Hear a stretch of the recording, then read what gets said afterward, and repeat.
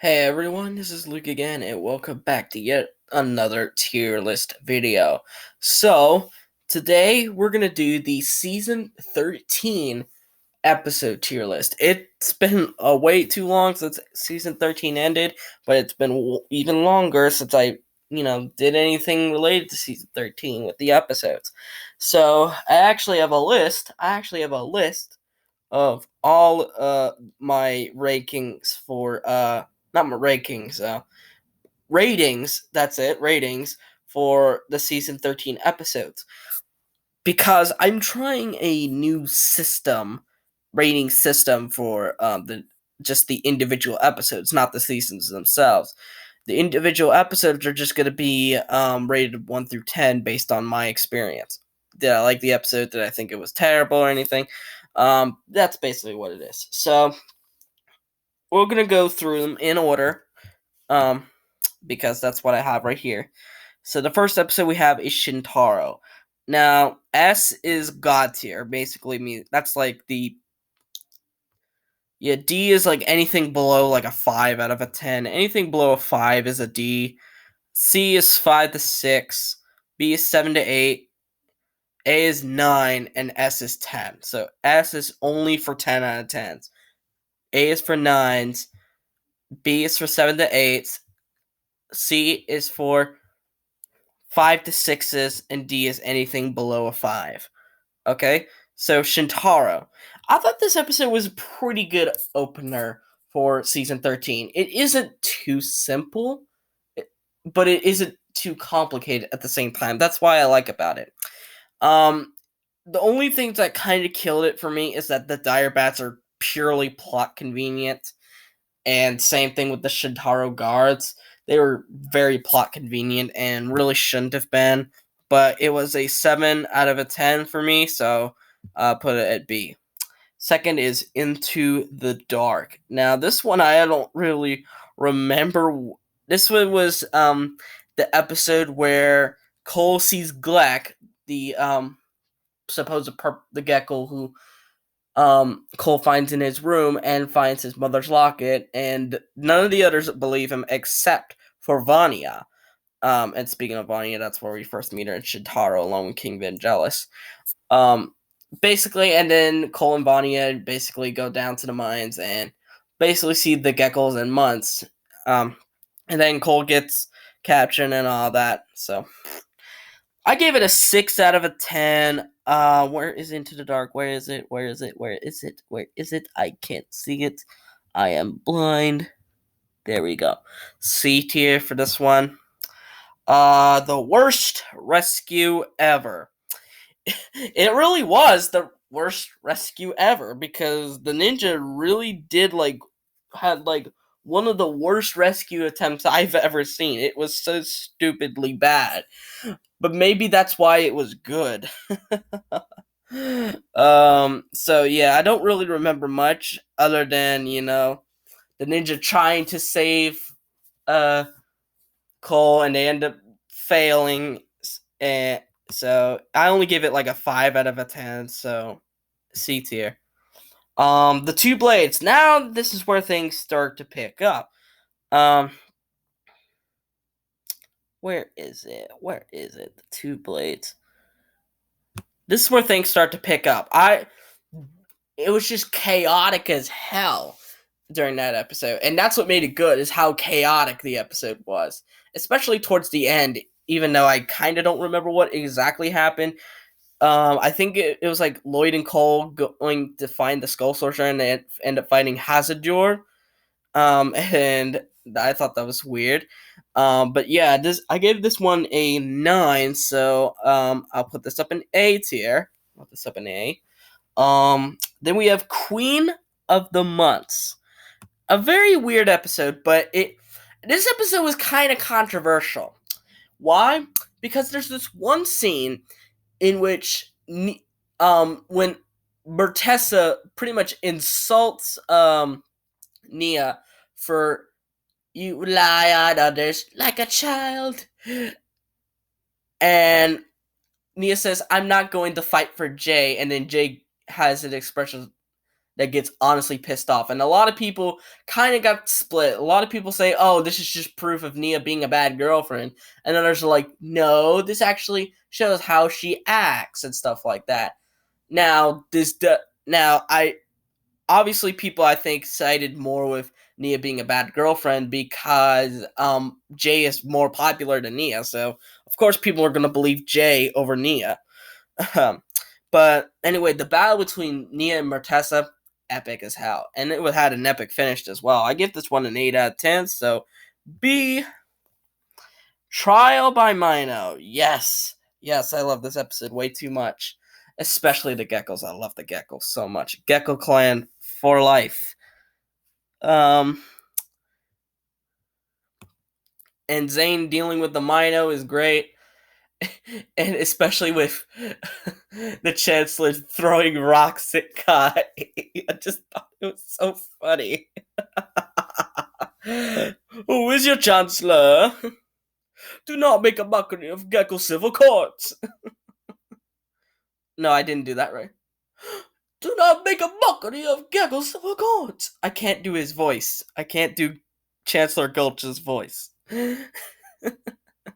But this episode was so fun, stupidly hilarious, and that's why it gets the A tier. Then we have the Skull Source. This is where things kind of get a little bumpy, because while I do agree that the Skull Source identity was a good twist of him being Vangelis, even despite a leak saying it was Vangelis, everything leading up to that moment was purely boring. It was kind of filler. It felt like the last 3 minutes of the episode is what really mattered, and the first 7 is just basically filler. So, yeah, the reveal is good because a lot of people really thought it was Klaus that would be the Skull Sorcerer, not Vangelis. They did not suspect him at all. And then, yeah. Then we have the worst episode of season 13, which is The Real Fall. This episode was just boring as hell. A lot of people thought this episode was going to be Cole's mom about. They thought it would be like her. It would reveal her demise as she fell off Shintaro Mountain or something like that. And it ended up just turning into, basically a falling simulator, pretty much. Which, I mean, that's cool, and I mean, that's kind of cool and whatnot, but when that takes up the majority of the episode, it's just straight up boring. And it's the only episode that got me to rate below a score of a 5, so it's the only episode right now in the D tier. Then we have Dungeon Party, which is basically where we get first introduced to the Upply, which is made up of Fungus the Magician, Gorgran the Musselman from Metalonia, who with his talking axe, or discount He-Man as I call it, and our boy Oil Plundar, the thief. And it basically shows how they got betrayed by the Skull Sorcerer, aka Vangelis, and their quest to find Hazador. Now, it was criticized because, anime episode, because there was not a anime episode in season 12, so I feel like people got the mindset that the anime episodes were a mistake that the writers did, but it wasn't a mistake, so it was like, I think that was the only thing from season 11 to be passed onwards into the newer Ninjago series. But this episode I thought was pretty good. I gave it a solid 7 out of 10, so B. Now this is where things really kicked up a notch. Dungeon Crawl. Everything worked in this episode. Just everything. I loved it. This episode was just pure pandemonium, and that's what made it good. It's how pandemonium it is. And, Lowly Upply, I'm sorry, I said Upply before, but right now, at that point, where they were known as the Lowly. But the one bad thing about the Lowly is that, in my opinion, it really felt like Plundar is the only Upply, or Lowly, whatever you want to call him,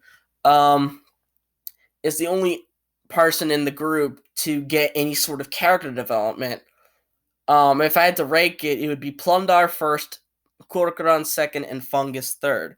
That's why I don't really care for Fungus that much. He just doesn't really have that much of a character.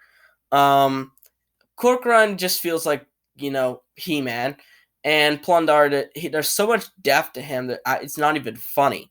But Dungeon Crawl, it was pure pandemonium, and it gave Plundar some really good character development with the whole dice thing for some reason. And it ends up trusting Cole. And then we get another 10 out of 10 episode in the form of Griefbringer.